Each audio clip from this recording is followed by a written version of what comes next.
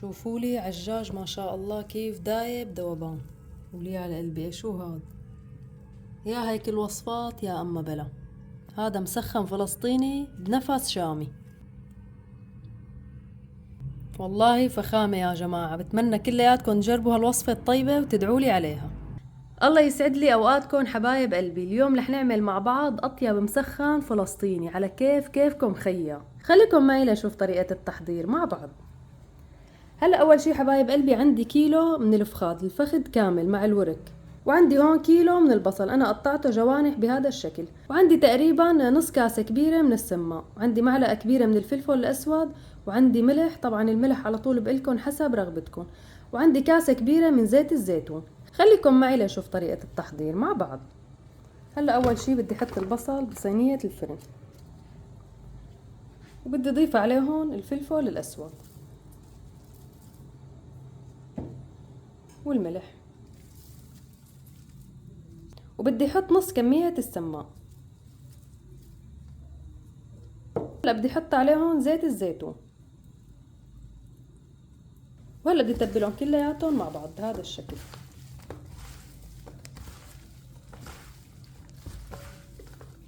الله يفرج عن اهلنا بفلسطين يا رب، وترجع فلسطين احسن من اول باذن الله. يفرج عن بلاد المسلمين اجمعين.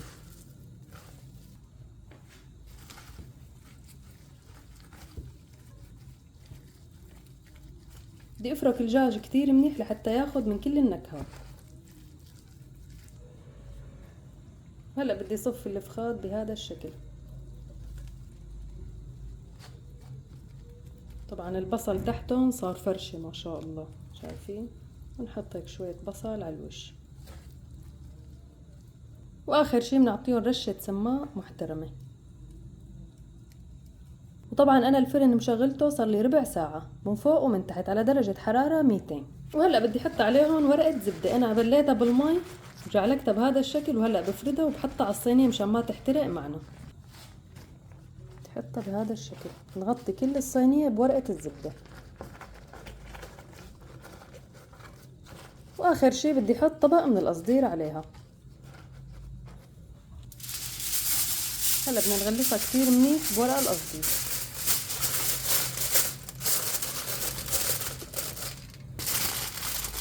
نجمع القصدير هيك على بعض وبنسكره كتير منيح مشان ما يطلع هوا ابدا.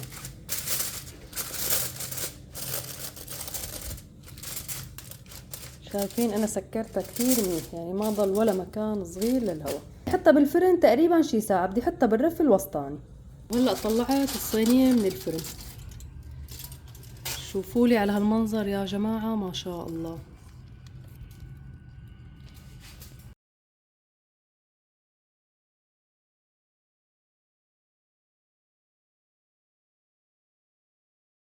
وهلا قبل ما احمر الوش بدي سقسقهم بالزيت، يعني من دهنه سقيله.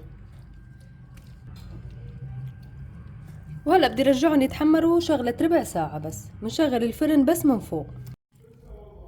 وهيك طلعت صينيتنا الحلوة من الفرن، مو تقولوا الصينية سودا، هذا من السماق يا جماعة. وهلا رغيف مشروح مثل هاد، طبعا نحنا ما عنا خبز الطاوة، ان شاء الله بنروح على فلسطين كلياتنا وبناكله بأرضية. بدي غبه كتير منيح بزيت الزيتون وحطه بصحن التقديم. شايفين بهذا الشكل، بدنا نخليه يغب كل الزيت يلي بالصينية. بدي من هذا البصل والزيت والسقسة او النغنغة وافردهم على رغيف المشروح، او اذا عندكم كمان صاج، يعني خبز صاج كمان بيمشي الحال. هلا بدي افرد البصل كتير منيح على كل الرغيف. وهلا اخر شي بدنا نحط رشة سماق على الوش، بدنا نزوزقه بالرمان. يعني هذا الطبق ترفع له القبعة. شوفوا لي ما شاء الله الدجاج كيف دايب ذوبان، شايفين؟ لحاله عم يتسحب. وهيك خلص عنا اطيب مسخن فلسطيني خيا. والله الوصفة بتاخد العقل ما شاء الله. شايفين على هالمنظر؟ يعني المنظر لحاله عم يحكي.